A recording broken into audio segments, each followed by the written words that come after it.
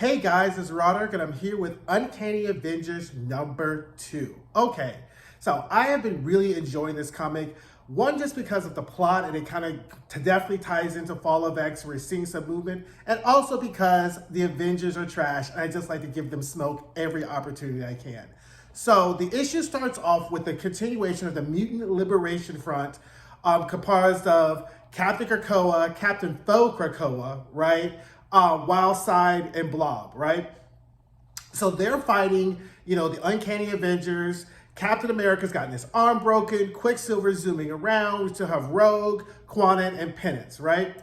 Oh, and Deadpool. Forgot about Deadpool. He's around there somewhere. So anyway, they're like about to steal this nuclear warhead, which is why they're at the base, right? So then Captain Krakoa, is about to kill Steve Rodgers, and then here comes Black Widow out of like nowhere, hitting his armor, which of course has a self-healing factor, and pretty much they're trying to like stop them from doing the base, and pretty much the fight ends once they're evenly matched.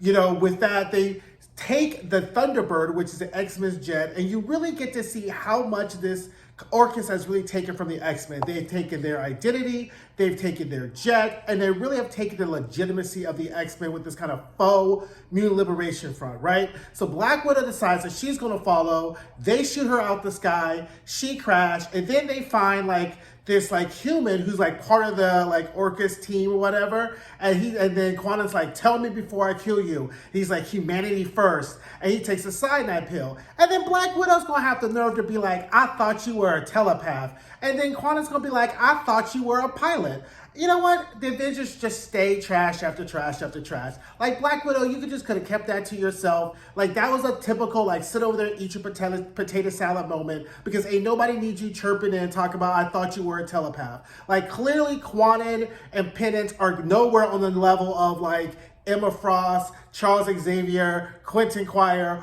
or Jean Grey. So you know what? You get what you get, right? Because all those other people are occupied. So you know what? We the best telepaths you got right now. Just be quiet and just let's go, okay?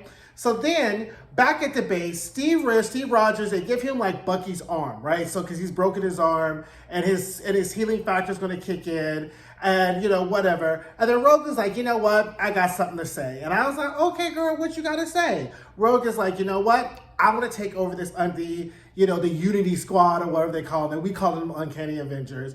And she's like, why? Because, and they're like, what? Because she's like, if Steve Rodgers gets killed or they kill any Avengers, all it's going to do is solidify and turn the entire world against mutants. So we can't really risk having an Avenger getting killed by Orchis because it's just going to make our situation worse.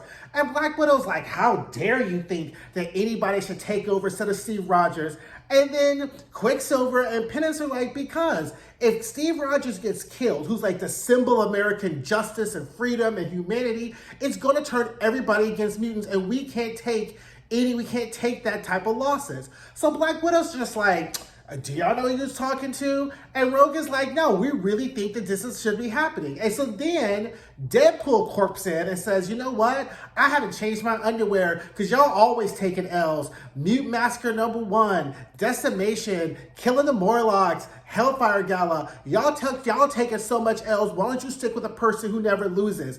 And I was just kind of like, okay, so let's break this argument down, right? Because there's some valid arguments on both sides. On the mutant argument is this. One, we can't take these losses because we have lost so much, and we really just like, if an Avenger is killed, then it's really just going to destroy everything we're trying to do, okay? On the other side of this argument is, y'all ain't really got that many options, and Captain America always gets it done, so why are y'all trying to rock the boat? Y'all ain't on Krakoa no more. You're not in like Xavier's mansion anymore. Y'all joining our team. You are going to be sitting in the background. We're going to be in the foreground. And this is what typical allyship looks like in America, right? People taking the allies, not really being allies, but really co-opting the message and taking over, right? And the fact is that Rogue and some mutants should be in charge or co-leading this because they have the most at stake, right? Because if all the mutants are massacred, if this operation goes wrong, one of the Avengers is killed, and they end up killing all the mutants, there'll still be Avengers left.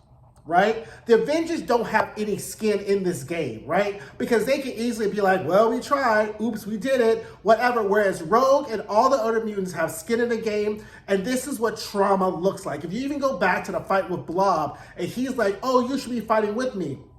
Blob doesn't know which side is up because he's been traumatized. And the problem is that the Avengers cannot actively recognize the fact that this is a highly traumatic situation, and maybe mutants should be leading the front, right? But whatever, the Avengers once again show that they're just trash. It's all about them. They're the ones who always know best. And I really hope this works out for them. Because if it doesn't, I'm going to keep my foot on the Avengers' neck issue after issue after issue until they get it right. Because the Avengers always want to low-key step to the X-Men and be like, we're better than you. Everybody loves us. Everybody hates you. Why don't you just see things our way? If you see things our way, your life will be better. And life being better from the Avengers' point of view is mutants falling in line and conforming to the Homo sapien way of living, as opposed to stepping into their power as Homo superior and actually being the best type of Homo superior mutants that they can be, and being like, screw humanity, screw humans and their standard of how we should live, right? And that's the type of argument we have in America, right? Why don't you just fall in line? Just be quiet. Just do what we need to do. It takes time. It's not done overnight. When the fact is, the people making those arguments are never the people who are actually being oppressed, and they have the luxury to say, take time. Why don't you do it this way? Why don't you just fall in line? So anyway, child, whatever. Back then at the Steve Rodgers, so Steve Rodgers ends this whole argument with this. So this is how Steve Rodgers sees it. He's like, well, this is the same argument they used when we went to go fight the Nazis. And as I said then, if I fall, then someone else will step up in my place. Okay, Steve, that sounds really great. But in the meantime, more and more mutants will die while somebody else stands up in the symbolic place of Captain America, right? So he just could, again, kept his mouth shut, ate his potato salad, changed his clothes, and kept on going out the door without that little added point, because that really makes Rogue's point as opposed to the other point, right? So then we go to the Bloom, right? And MODOK and Dr. Stasis are looking at the news and reports that the Faux Captain Krakoa has stolen the nuclear warhead. And they're like, okay, why is he doing this? And like, oh, he's probably improvising. And you know what? If he does blow up American City, that helps us. But then it may look really bad because people wonder, why didn't Orcus really stop them? Because Orcus has stepped in the shoes of what S.H.I.E.L.D. is. And people really are believing that Orcus is the only thing saving us from the whole mutant massacre and the terror of mutants or whatever. But in the end, they really don't care, because the fact is that this Faux Captain Krakoa is supposed to be like whipping up anti-mutant fervor for Orcus to put in their final steps to destroy mutants all along, right? So anyway, back at the Mutant Liberation Base, okay, Captain Faux Krakoa is getting all the troops in line, being like, eat your nasty food, get ready to get some bed, get some rest. I don't like leading nobody who's tired, who's not ready. And then Andrea, one of the twins, starts to low-key flirt with Captain Krakoa. And I was like, this bitch. So then come to find out, Captain Krakoa, Faux Krakoa, decides that he's going to go into the shower and take his clothes off and start to have sex with Andrea. And she's like, oh, it's you. And he's like, yeah, and if you say anything, our next embrace won't be so gentle. And so then they get it on, like, in the shower. And I'm like, why are they drawing out who Captain Krakoa is, right?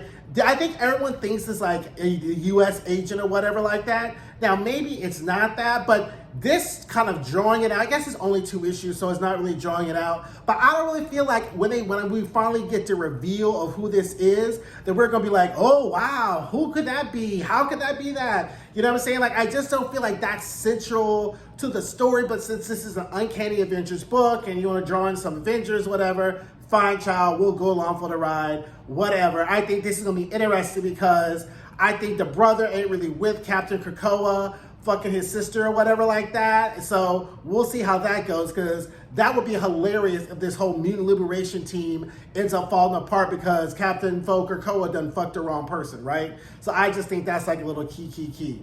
So now Steve Rodgers goes and decides that he's going to meet with Mr. Urich. So Uric, as you recall from the X-Men, was a reporter who broke the story of Captain Krakoa really being Cyclops, right? So he's been interspersed in a lot of these Fall of X books because he sniffs out and knows that something's not right with the whole Orchis organization, but he doesn't have any proof and he can't print anything. So Steve Rodgers is like, I could get you proof, because, and this is where Steve Rodgers does make sense. It does no good to bring Orchis down if we can't put the truth about who Orchis is so that people know that the mutant massacre was not done by humans, was not done by mutants, right? So on that front, I think Steve Rodgers is great. I don't know why the Avengers can't just go around looking for proof to bring to Mr. Uric and let the mutants, and they fall back and follow the mutants' lead on fighting Orchis. I don't think the two goals are mutually exclusive. It's just that Avengers think that they know everything and they just need to be in charge of everything or whatever, right? So they really contemplate that, and Uric recognizes that the stakes are really high. That, the last time he printed the truth, it pretty much put it really put a bullseye on the mutants, because once mutant regeneration or, resurrection, when mutant resurrection was then revealed, right? Then it became the fact of, holy crap, these mutants can keep regenerating, and that really galvanized Orchis to really take over and go after the mutants. So Uric recognizes kind of what the stakes are and whatever. So again, I thought it was pretty good. Our last panel is a picture of the warhead, and Uric really thinking that the mutant massacre that happened was just the beginning of things, and that this warhead that is kind of like their ticking time bomb type of thing is going to be their next step. So really, really solid issue. I really like it. I love Get the Avengers smoke, even though I recognize that they are playing into the greater good, into the better good of everything. I just find it to be trifling. So we still don't know where the Fantastic Four are. I'm going to do some research, because is anybody reading Fantastic Four to tell us where they are or anything? Where's the Fantastic Four? Where's the Scarlet Witch? Again, people who could be helping and doing something, where are they at? This little ragtag team, they got spread all over the Fall of X. That's just not getting it done. We're not getting, we need some power punches going on here, because, we got 10 more issues left in this whole arc of it's going to be, I'm assuming it's going to be a 12-issue run for all of these Fall of X books. But my goodness, it just seems like trauma porn every time, because it's the mutants just really can't catch a break. So anyway, that's Uncanny Avengers #2. I liked it. Pick up the book. Don't forget to like. Don't forget to subscribe. Don't forget to share the video with other comic book friends you have. And I will see you guys soon. Bye.